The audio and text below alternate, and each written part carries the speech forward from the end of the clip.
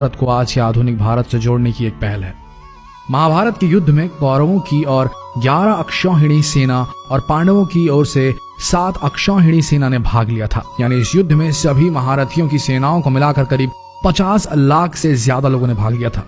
लेकिन यह अब सवाल उठता है कि इतनी विशालकाय सेना के लिए युद्ध के दौरान भोजन कौन बनाता था और कैसे ये सब प्रबंध करता रहा होगा। सबसे बड़ा सवाल यह है कि जब हर दिन हजारों लोग मारे जाते थे तो शाम का खाना किस हिसाब किताब से कैसे बनता रहा होगा। सोच कर देखिए कितना मुश्किल प्रिपोजिशन है ये। दर्शकों, आइए जानते हैं आज के इस वीडियो में वो गूढ़ रहस्य कि कैसे पोषण मिलता था महाभारत के सैनिकों को। महाभारत को सही मायने में हम विश्व का प्रथम विश्व युद्ध भी कह सकते हैं, क्योंकि उस समय शायद ही कोई ऐसा राज्य था जिसने इस युद्ध में भाग न लिया। उस काल में आर्यव्रत के समस्त राजा या तो कौरव या पांडवों के पक्ष में खड़े दिख रहे थे। हम सभी जानते हैं कि बलराम और रुक्मणी ये 2 ही व्यक्ति थे जिन्होंने इस युद्ध में भाग नहीं लिया था। किंतु एक और राज्य ऐसा था जो युद्ध क्षेत्र में होते हुए भी युद्ध से अलग था, और वो था दक्षिण का उडुपी। महाभारत में वर्णित कथा के अनुसार जब उडुपी के राजा अपनी सेना सहित कुरुक्षेत्र पहुंचे तो कौरवों और पांडवों दोनों ने उन्हें अपने पक्ष में लेने का प्रयत्न करा। लेकिन उडुपी के राजा बहुत दूरदर्शी थे। उन्होंने श्री कृष्ण से पूछा, हे माधव, दोनों ओर से जिसे देखो युद्ध के लिए लालायित दिखता है, किंतु क्या किसी ने सोचा है कि दोनों ओर से उपस्थित इतनी विशाल सेना के लिए भोजन का प्रबंध कैसे होगा। इस पर श्री कृष्ण ने कहा, महाराज, आपने बिल्कुल सही सोचा है। आपके इस बात से मुझे प्रतीत होता है कि आपके पास इसकी कोई योजना है। अगर ऐसा है तो कृपया बताएं। उसके बाद उडुपी के राजा ने कहा, सत्य तो यह है कि भाइयों के बीच हो रहे इस युद्ध को मैं उचित नहीं मानता। इसी कारण इस युद्ध में इच्छा मुझे नहीं है, किंतु युद्ध अब टाला भी नहीं जा सकता। इस कारण मेरी ये इच्छा है कि मैं अपनी पूरी सेना के साथ यहाँ उपस्थित समस्त सेनाओं के भोजन का प्रबंध करूं। इस पर श्री कृष्ण मुस्कुराते हुए बोले, महाराज, आपका विचार अति उत्तम है। इस युद्ध में लगभग 50 लाख योद्धा भाग लेंगे, और अगर आप जैसे कुशल राजा उनके भोजन के प्रबंध को देखेंगे तो हम सब उस ओर निश्चिंत रहेंगे। श्री कृष्ण ने कहा, वैसे मुझे पता है कि सागर जितनी इस विशाल सेना का भोजन प्रबंध करना आपकी और भीमसेन के अतिरिक्त किसी के लिए भी संभव नहीं है, किंतु भीमसेन इस युद्ध से विरक्त नहीं हो सकते। अतः मेरी आपसे यह प्रार्थना है कि आप अपनी सेना सहित दोनों ओर की सेनाओं के भोजन का भार संभालें। इस प्रकार उडुपी के राजा ने सेना के भोजन का भार संभाला। पहले दिन उन्होंने उपस्थित सभी के लिए भोजन का प्रबंध किया।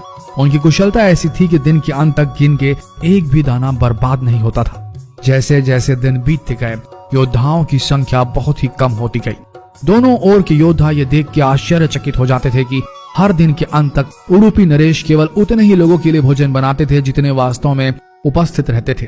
किसी को समझ नहीं आ रहा था कि उन्हें कैसे पता चल जाता है कि आज कितने योद्धा मृत्यु गति को प्राप्त होंगे, ताकि उस आधार पर भोजन की व्यवस्था की जा सके। इतनी विशाल सेना के भोजन के प्रबंध करना अपने आप में ही एक आश्चर्य था, और उस पर भी इस प्रकार के अन्न का एक भी दाना बर्बाद न हो, यह तो किसी चमत्कार से भी कम नहीं था। अतः 18वें दिन युद्ध समाप्त हुआ और पांडवों के राज्याभिषेक के दिन युधिष्ठिर से रहा नहीं गया, और उन्होंने उडुपी नरेश से पूछ ही लिया, हे महाराज, समस्त देशों के राजा हमारी प्रशंसा कर रहे हैं कि किस प्रकार हमने कम सेना होते हुए भी उस सेना को परास्त कर दिया जिसका नेतृत्व पितामह भीष्म, गुरु द्रोण, ज्येष्ठ भ्राता जैसे महारथी कर रहे थे।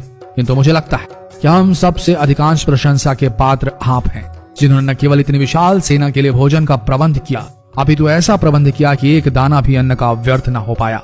मैं आपसे इस कुशलता का रहस्य जानना चाहता हूँ। इस पर उडुपी नरेश ने मुस्कुराते हुए कहा, सम्राट, आपने जो इस युद्ध में विजय पाई है उसका श्रेय किसे देंगे। इस पर युधिष्ठिर ने कहा, श्री कृष्ण के अतिरिक्त इसका श्रेय किसी और को जा नहीं सकता। अगर वे ना होते तो कौरव सेना को परास्त करना असंभव था। तब उडुपी नरेश ने कहा, हे महाराज, आप जिसे मेरा चमत्कार कह रहे हैं वो श्री कृष्ण का ही प्रताप है। ऐसा सुनकर वहां उपस्थित सभी लोग आश्चर्यचकित हो गए।